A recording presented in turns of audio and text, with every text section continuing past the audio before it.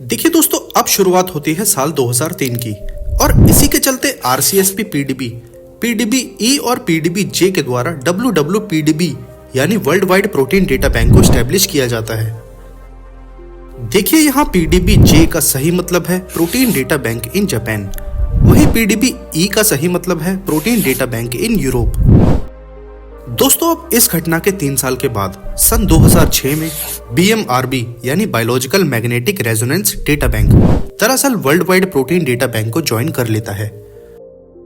देखिए, आपकी जानकारी के लिए बताता चलूं कि BMRB असल में एक फ्रीली एक्सेसिबल रिपोजिटरी है जिसमें आपको बायोलॉजिकल NMR यानी न्यूक्लियर मैग्नेटिक रेजोनेंस का डेटा देखने को मिल सकता है।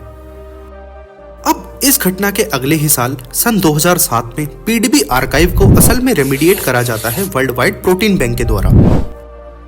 देखिए, इस बात को आप ऐसे समझिए कि कभी कभी पीडीबी में जो डेटा सबमिट किया जाता है उसमें कुछ एरर होने की संभावनाएं हो सकती हैं और इसी चीज को इम्प्रूव करने के लिए रेमिडिएटेड डेटा का कॉन्सेप्ट पीडीबी के द्वारा स्ट्रक्चर एंट्री को रिफाइन और करेक्ट करने के इस्तेमाल में लिया जाता है। अब फाइनली इस घटना के अगले ही साल सन 2008 में पीडीबी में 2 घटनाएं सामने देखने को मिलती हैं। पहली यह है कि पीडीबी के द्वारा एक अलग ही किस्म की गाइडलाइन रिलीज की जाती है। इस गाइडलाइन में दरअसल यह बताया जाता है कि इस समय के बाद से अब जो भी स्ट्रक्चर डेटा पीडीबी में डिपॉजिट किया जाएगा उसे पहले एक्सरे क्रिस्टलोग्राफी और NMR जैसी टेक्निक से वेरीफाई किया गया होना चाहिए। वहीं दूसरी तरफ पीडीबी आर्काइव एक अलग ही तरह के माइलस्टोन की तरफ बढ़ती है जहां इसमें 50,000 से ज्यादा स्ट्रक्चर देखे जाते हैं।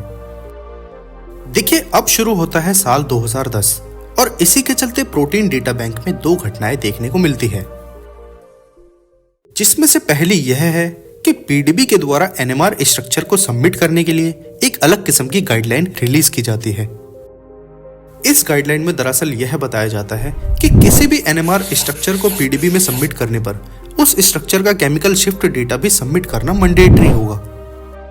देखिए, इस केमिकल शिफ्ट डेटा को आप ऐसे समझें कि यह एक ऐसी इंफॉर्मेशन है जो किसी भी मॉलिक्यूल में न्यूक्लियर स्पिन की रेजोनेंस फ्रीक्वेंसी बताती है।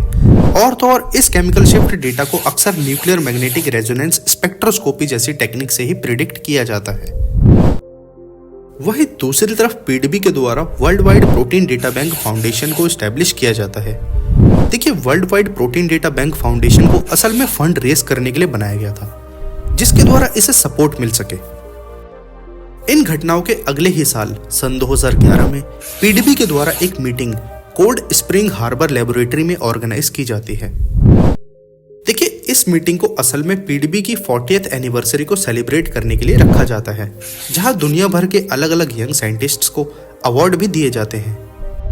अब इसी साल प्रोटीन डेटा बैंक में पहली बार XFEL यानी X ray free electron laser technique से आइडेंटिफाइड स्ट्रक्चर सबमिट किए जाते हैं। देखिए, यह स्ट्रक्चर दरअसल एक मेम्ब्रेन प्रोटीन का होता है।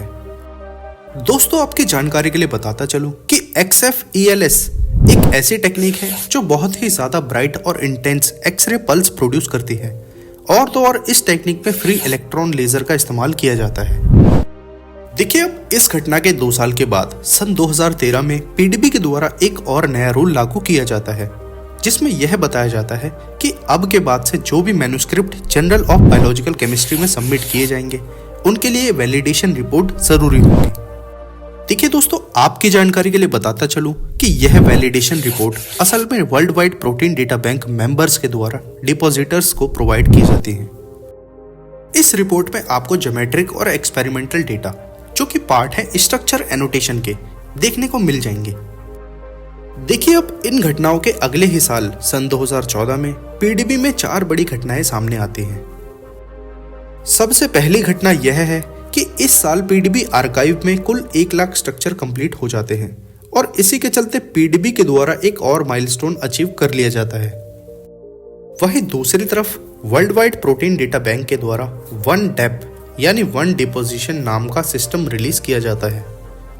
देखिए, यह सिस्टम दरअसल स्ट्रक्चर डेटा के डिपोजिशन के लिए पीडीबी के द्वारा इस्तेमाल किया जाता है जो कि पहले वाले डिपोजिशन प्रोसेस से काफी ज्यादा आसान है। अब तीसरी घटना यह है कि इसी साल पीडीबी के द्वारा एक नया अपडेट लाया जाता है जिनमें बड़े स्ट्रक्चर्स को रिप्रेजेंट किया जाएगा सिंगल फाइल में और उन्हें फाइनली फर्दर इंटीग्रेट कर दिया जाएगा PDB FTP आर्काइव से PDB-X MMCIF या फिर PDB-ML फॉर्मेट में। दोस्तों फाइनली आखिरी घटना यह घटती है कि इसी साल यूनेस्को और IUCR के द्वारा यह साल इंटरनेशनल ईयर ऑफ क्रिस्टलोग्राफी घोषित कर दिया जाता है।